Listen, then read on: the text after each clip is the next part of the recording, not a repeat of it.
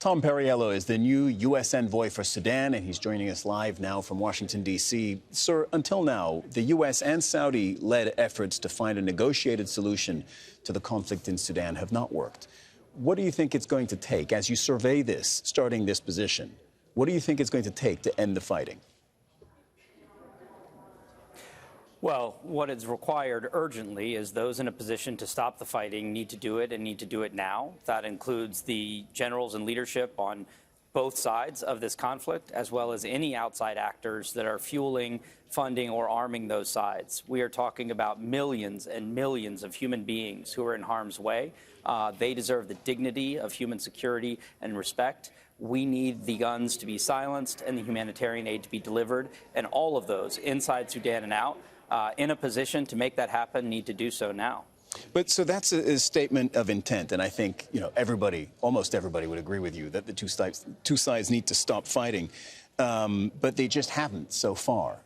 Is there now has that changed in any capacity? Because the head of the army, General Abdel Fattah al-Burhan, now says through his UN channels that he's ready for a ceasefire. What do the paramilitary RSF say? Are they also ready for a ceasefire?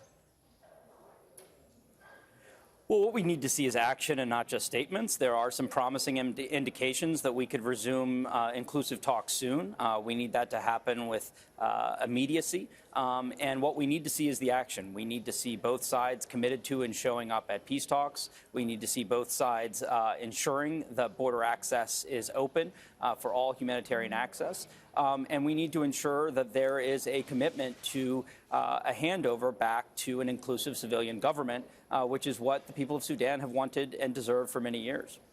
So I'm sure as you took this position, maybe about 2 weeks ago, give or take a few days, either your predecessor or your current team have briefed you on, here's the situation, here's the problem, here's how we may be able to perhaps influence it. Do you see anything in that set of facts that leads you to believe there could be a breakthrough in Sudan? Well, for one thing, I think the U.S. government has made clear that there are consequences to both individuals and institutions who are fueling this war and fueling the atrocities that have shocked the conscience of all of those paying attention to the situation in Sudan, and those consequences will increase.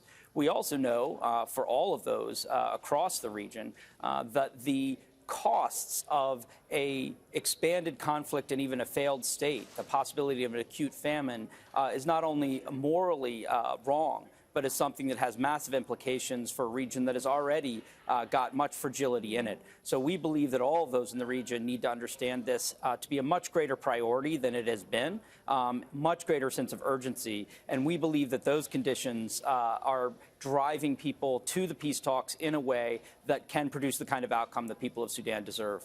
You have previously been the U.S. Special Envoy for the Great Lakes and the Democratic Republic of Congo. I wonder, did you learn anything in that role that you think you could bring to this role that could actually work in Sudan?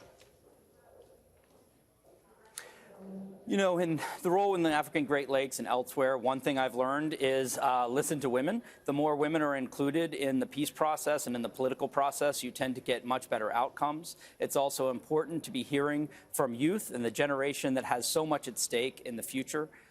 It's also crucial that we see leadership and partnership with our African Union colleagues and others in the region.